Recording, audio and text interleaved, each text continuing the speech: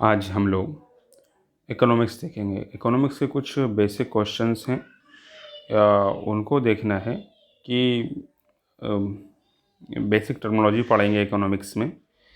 तो पहला क्वेश्चंस हमारे सामने ये है कि ग्रॉस डोमेस्टिक प्रोडक्ट होता क्या है, और इसको जो है किसी भी कंट्री के लिए हम कैसे यूज करते हैं, कि जो हमारे देश की, जिसको हम शॉर्ट टर्म में बोलते हैं जीडीपी। जीडीपी क्या होता है, या उसका फुल फॉर्म होता है ग्रॉस डोमेस्टिक प्रोडक्ट। तो ये होता क्या है? पहली चीज़ है, जो भी किसी देश की अगर हमको अर्थव्यवस्था को मेजर करना रहता है तो उसके लिए उसके हम देखते हैं कि इस देश की जीडीपी कितनी है। जैसे कि चाइना की जीडीपी कितनी है, उसके करस्पॉन्ड में इंडिया की जीडीपी कितनी है, तो ये चीज़ें देखी जाती हैं। तो इसमें जब हम जीडीपी देखेंगे तो इसमें देखते हैं जीडीपी होता क्या है। असल में जीडीपी किसी भी कंट्री की जो है नेट, एक तरीके से उसकी इनकम क्या है, सोर्स ऑफ इनकम क्या है। और जीडीपी एक तरीके का इंडेक्स है जो किसी देश की प्रॉपर्टी के बारे में, उसकी वर्थ के बारे में बताता है। और जीडीपी को कैलकुलेट करने के कई सारे तरीके रहते हैं। एक तो होता है प्रोडक्ट मेथड, दूसरा होता है इनकम मेथड, तीसरा होता है एक्सपेंडिचर मेथड।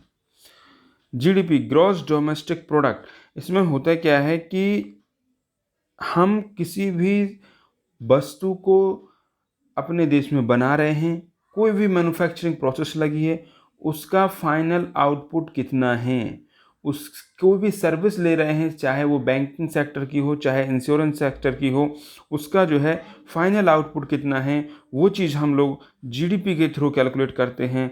तो इसमें लिखा है ग्रॉस डोमेस्टिक प्रोडक्ट क्या है, किसी भी देश की सकल घरेलू उत्पाद।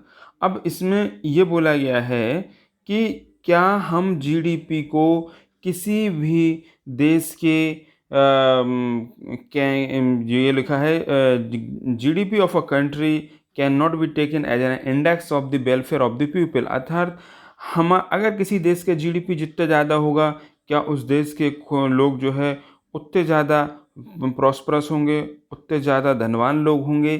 क्या हम लोग ऐसा मेजरमेंट जीडीपी के थ्रू ले सकते हैं?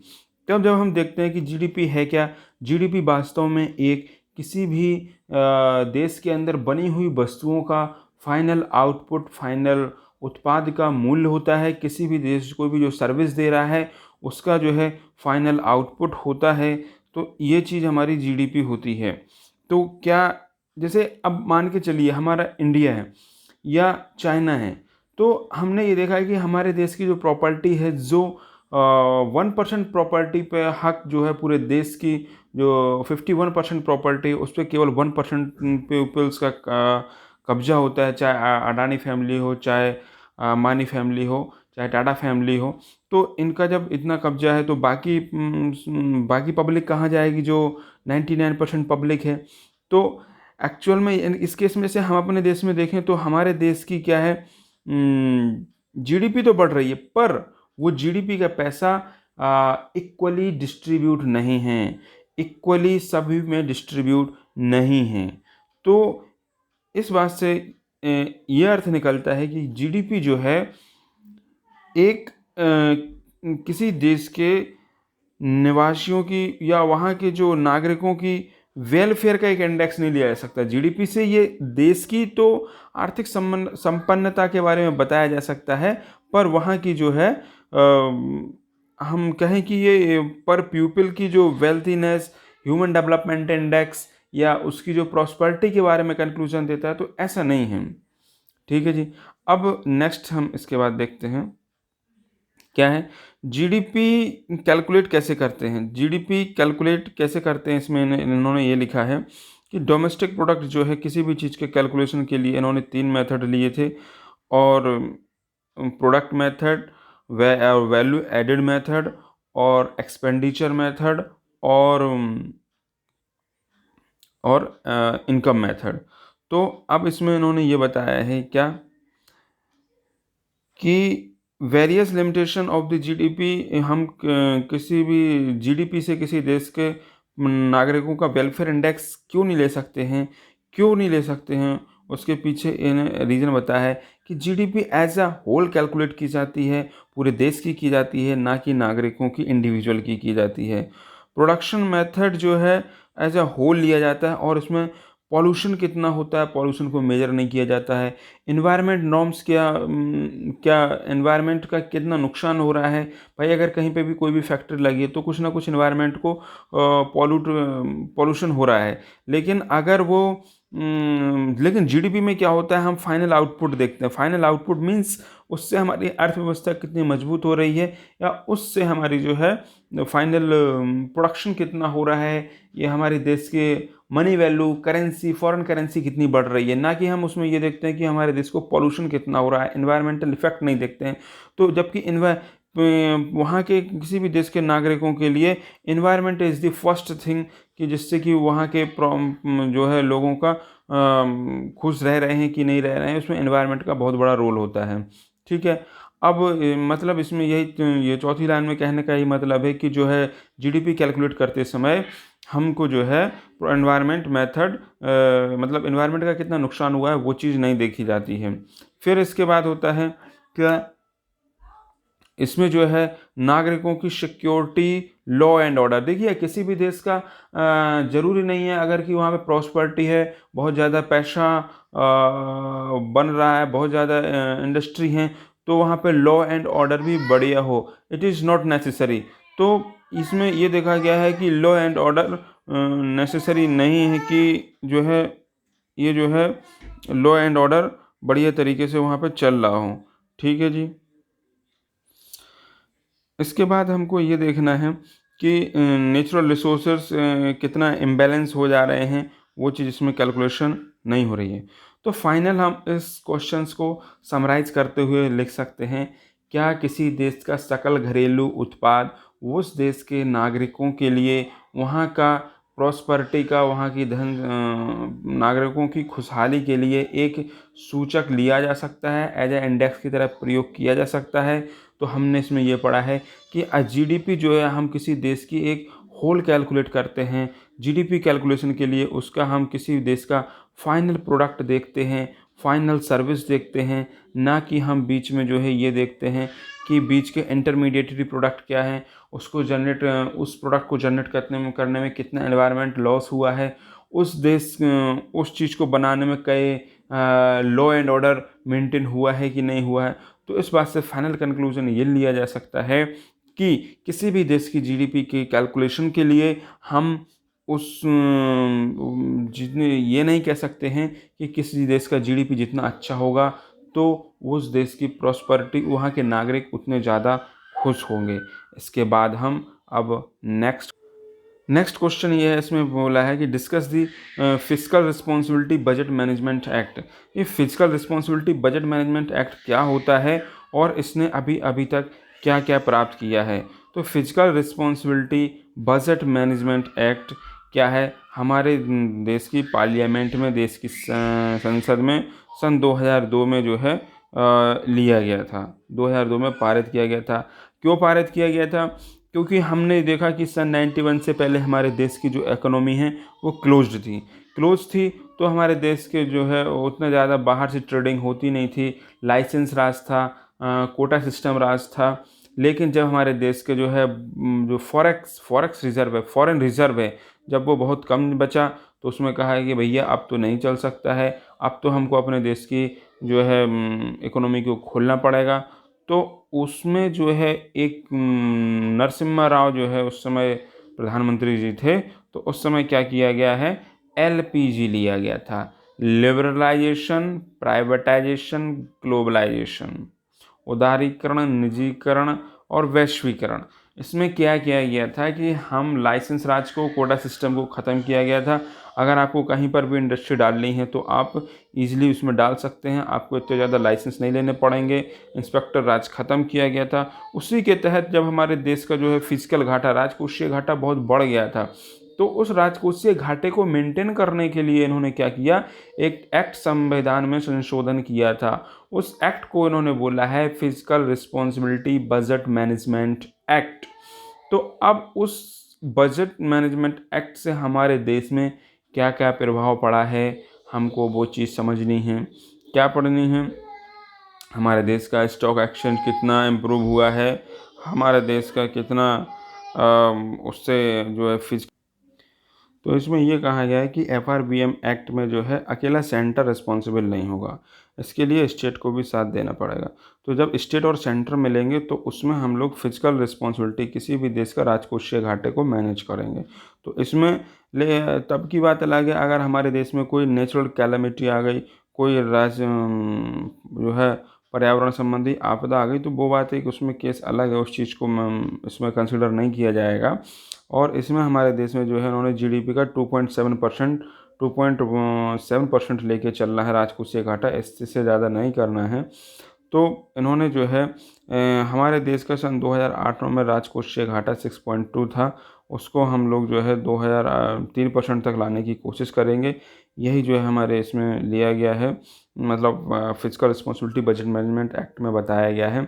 और दूसरी चीज़ इसमें ये बताई गई है कि पब्लिक सेक्टर का इसमें कितना ज़्यादा योगदान हो सकता है। इसके लिए इन्होंने डिसइन्वेस्टमेंट प्रोसेस, पब्लिक सेक्टर को धीरे धीरे प्राइवेटाइज करना स्टार्ट किया है। ठीक है जी, यह physical responsibility budget management act देखा। अब इसके बाद हमको ये देखना है, तीसरा क्वेश्चन हमको ये पढ़ना है कि बजट होता क्या है और बजट का क्या उद्देश्य और क्या महत्व रहता है। देखिए, किसी भी देश का जो बजट है ना, वो बहुत इम्पोर्टेंट चीज़ है। बजट मतलब एक पूरा लेखा जोखा है कि हमने पिछले साल लास्ट फाइनेंशियल ईयर में क्या किया और हम अब इस फाइनेंशियल ईयर में क्या करने वाले हैं, उसका पूरा लेखा जोखा जो है बजट में दिया जाता है। अब इसमें पहले तो हमारे देश की परंपरा थी कि फरवरी लास्ट में जो है हम लोग बजट को लेते थे, लेकिन अब जो है ये परंपरा ख़त्म कर दी गई है। मोदी राज आया है तो उसमें जो है पहले से जो है अब इसको फरवरी स्टार्टिंग में ही पास कर दिया जाता है। क्यों पास कर दिया जाता है? क्योंकि पहले ये था कि भाई जैसे फरवरी लास्ट में करेंगे तो अब मार्च और अप्रैल के खर्चे कहाँ से लेंगे, तो वो एडवांस में खर्चे लेते थे, बाद में खर्चे निकाल संसद से एक अलग से बिल पास करवाते थे। तो वो सब ना करना पड़े, अप्रोप्रिएशन बिल जो है पासिंग ना करवाना पड़े, तो मोदी राज ने कहा कि पहले इसको फरवरी से ही स्टार्ट कर दो ताकि एडवांस में पैसा लेने की ज़रूरत नहीं पड़े।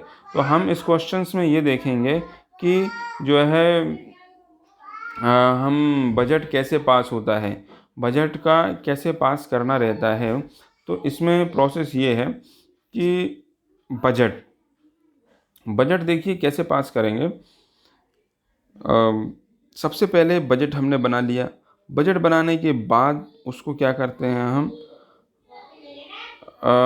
बजट को प्रेजेंट करते हैं पार्लियामेंट में, बजट उसके बाद डिस्कशन करते हैं। देखिए, मोदी राज में सबसे बड़ा ये विपक्ष जो आरोप लगाता है कि ये बजट को बिना पास किए ही, मतलब बिना बहस किए ही पास कर देते हैं। तो ये जनरल डिस्कशन वहाँ पे बहुत कम होता है। फिर इसके बाद है उसमें जो है जो पार्लियामेंट में जो है कमेटी बनी रहती हैं कि और बजट को कैसे अच्छा कर सकते हैं और ख़र्चे को कम से कम कैसे कर सकते हैं और हम कैसे अच्छी क्वालिटी मतलब देश की GDP बढ़ा सकते हैं, कैसे हम प्रॉस्पेरिटी ला सकते हैं। तो उसमें जो समितियां बनी रहती हैं, प्राक्कलन समिति, लोक लेखा समिति, ये सब समितियां अपने अपने सुझाव देती हैं। फिर उसके बाद उस पर वोटिंग होती है और अप्रोप्रिएशन बिल पास होने के बाद बिल फाइनेंस में सीधा पास हो जाता है। तो बजट जो है डिवीज़न को जो है कौन देखता है, ये क्वेश्चन इंपॉर्टेंट है।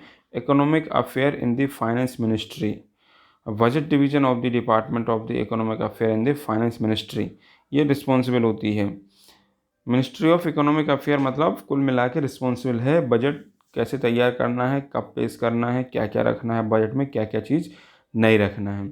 अब हम ये देखेंगे कि इसमें बजट में जो सन 2017 में जो इंट्रोड्यूस किया गया है तो उसमें क्या क्या चेंज। तो उन्होंने पहला तो चेंज किया कि पहले फरवरी के पहले ही इन्होंने स्टार्टिंग में ही, जैसे फरवरी महीना स्टार्ट हुआ, बिल को लेकर आ गए।